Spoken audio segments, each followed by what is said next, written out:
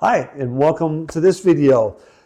Today we're going to delve into the answer to the question, do homeschoolers get diplomas or a GED?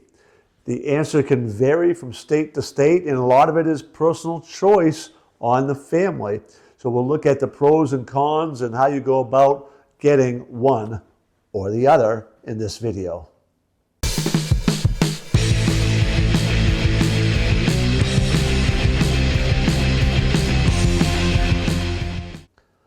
First part of this video, we're going to talk about the legal aspects of state regulations and how you'll need to check those out and basically how they factor into any decision that you would have about diploma versus a GED. Second, we're going to talk about the pros and cons. So what's different between the two and what's the advantages of one over the other.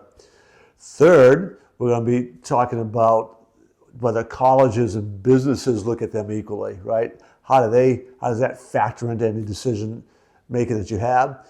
And fourth, of course, we're going to talk about mindset and how that will play into your success and the ultimate success of your educational career.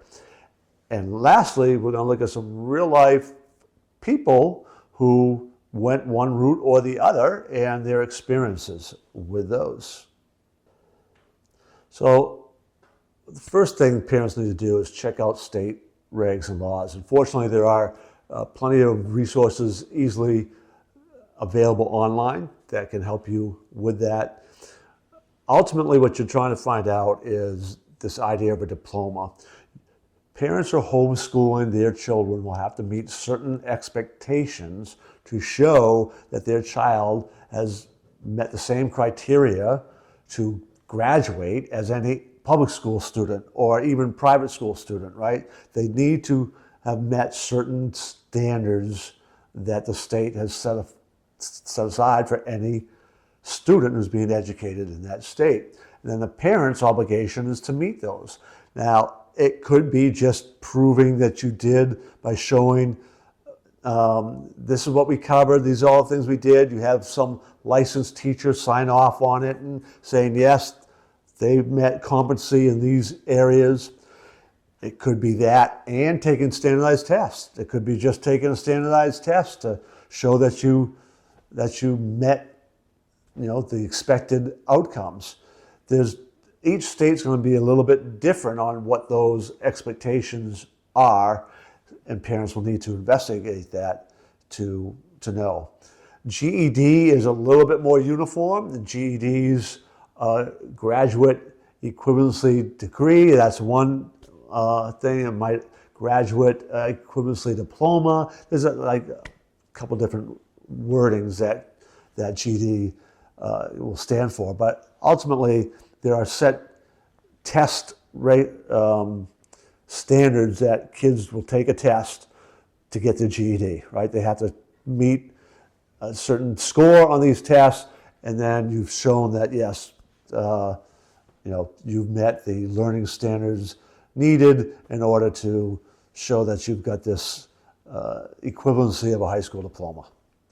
So one of the concerns about the GED that people have voiced and have wondered about there's been statistics done over the years that show that people with a college degree earn significantly more money than somebody with a high school degree, who earns significantly more money than somebody with a GED over their working lifetime.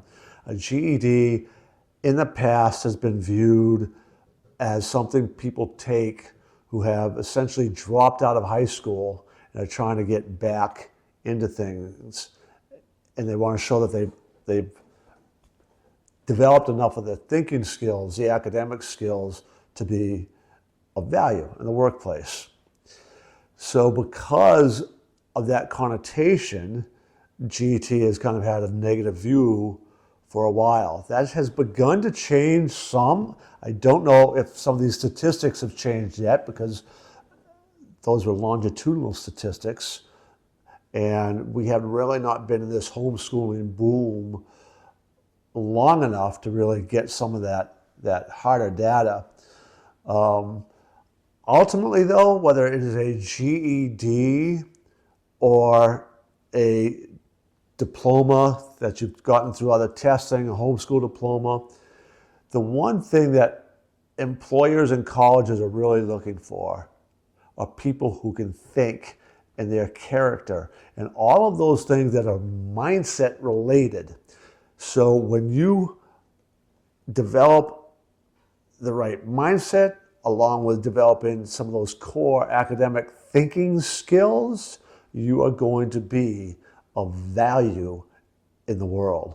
And that's ultimately going to show up when you are taking tests and meeting people in person. When you're writing your essays and entrance exams for colleges, when you're doing those things, that will really be where your character, mindset, and educational come through more than just a GED test or a high school diploma.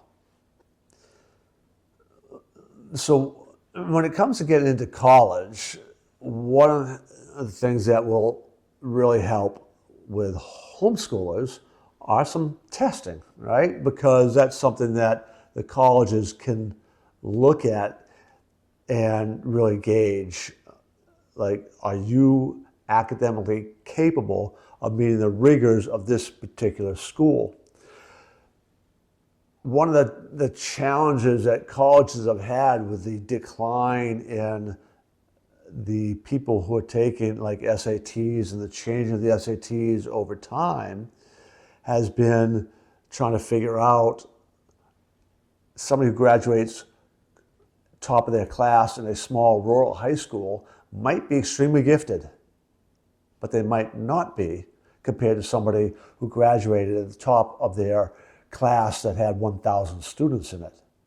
So it's really hard sometimes for colleges just to look at diploma, right? That's one reason why they, in past decades, used to do testing.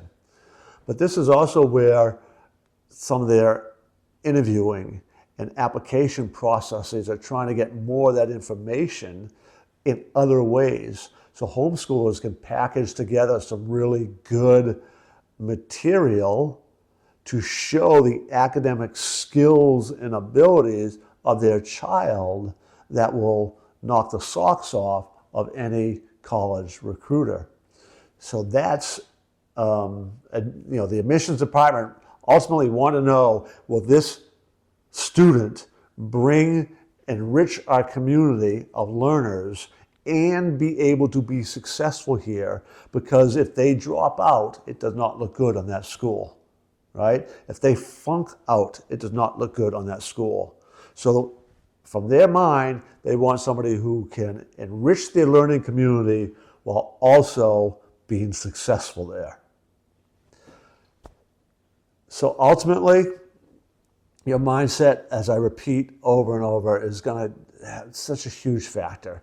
And this is, again, why we successfully market a mindset training program to homeschoolers, because it is enormously important in getting you into those top colleges, getting you those scholarships, when you get out of school, getting you those jobs, and your own health and happiness and overall well-being is all tied up into your mindset. So you can't just focus on academics, you've got to train that mindset too.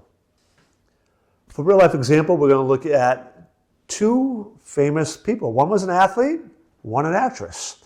Tim Tebow, who had won the Heisman Trophy in college football, had been homeschooled in high school, and he pursued a high school diploma. That got him into a top college to play football. Obviously, playing football at the level that he played at also helped him, but that goes to show that you can, as a homeschool student, compete athletically and still get into these top athletic programs.